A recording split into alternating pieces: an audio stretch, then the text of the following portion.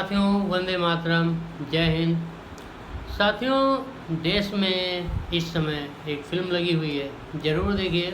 Live चल रही है मीडिया के माध्यम से, और वो फिल्म पहले आ चुकी है बॉलीवुड में, द डर्टी पिक्चर। लेकिन ये है डर्टी पिक्चर, लेकिन ये है the dirty picture of Indian politics in Rajasthan. इस समय जो चल रही है वो राजस्थान है।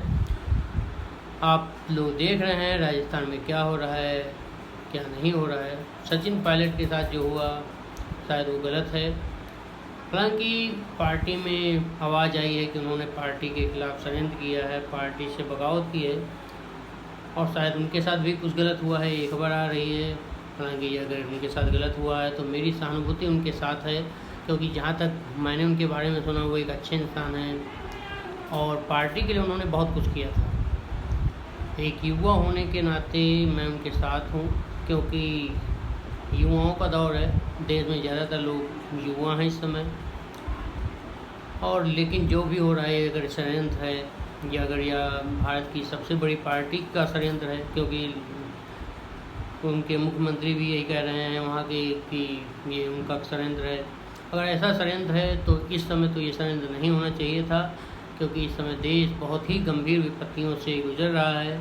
एक तरफ देश में बहुत ही बड़ी बीमारी ने पांव पसार लिए हैं, जल्द ही उसकी जनसंख्या 10 लाख के पार हो जाएगी।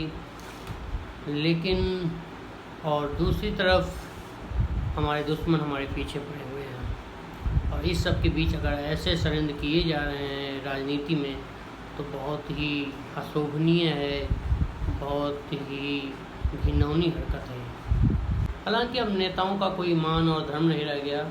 पॉलिटिक्स पार्टियां बिजनेस हब बन चुकी हैं, बिजनेस कंपनियां बन चुकी हैं। जिन पॉलिटिक्स पार्टियों को देश की सेवा करनी चाहिए वो व्यापार करने लगी हैं।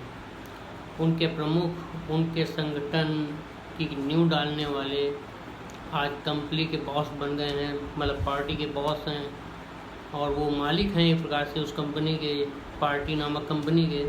और पार्टी के अन्य नेता उस पार्टी के एम्प्लॉय हैं। जैसे कंपनी में एम्प्लॉय होते हैं और वो अपने हित के लिए कहीं भी जा सकते हैं, उसी तरह आजकल नेता भी कर रहे हैं। अपने बेनिफिट को जिधर जहाँ देखते हैं वहाँ चले जाते हैं।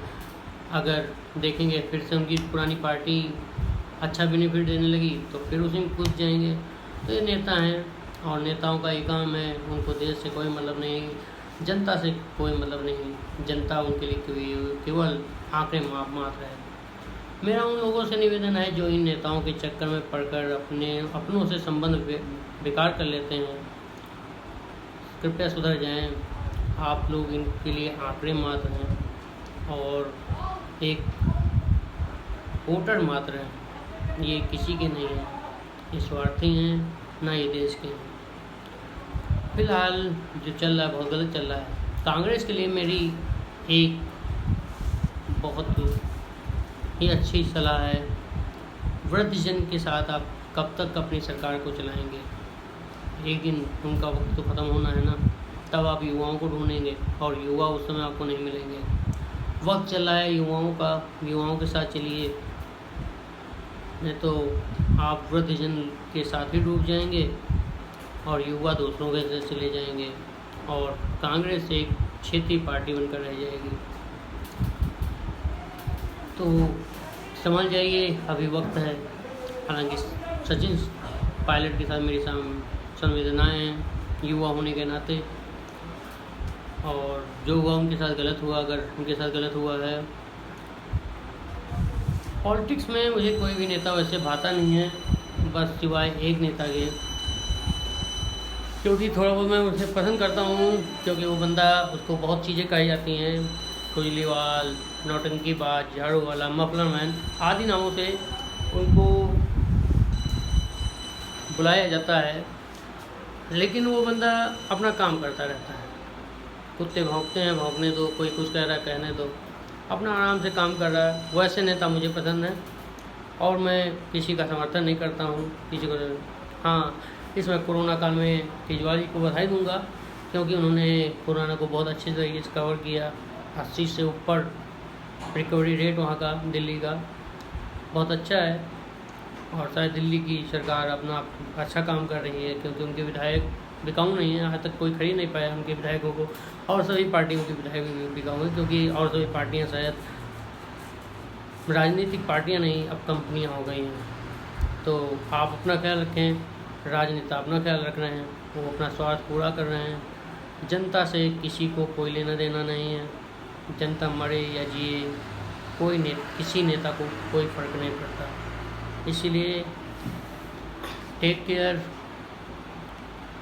बी हैप्पी, बी पॉजिटिव, और आशा करते हैं ये समय जल्दी बीते और आपको दूसरी एक डर्टी पिक्चर देखने को मिले, क्योंकि आए दिन नेता हमको एक डर्टी पिक्चर दिखाते रहते हैं राजनीति। तो फिर इजाज़त दीजिए, आशा करता हूँ किसी दूसरी डर्टी पिक्चर के साथ मिलेंगे, और शायद जल्द मैं इस पर एक और डॉक्यूमेंट्री बनाऊँ।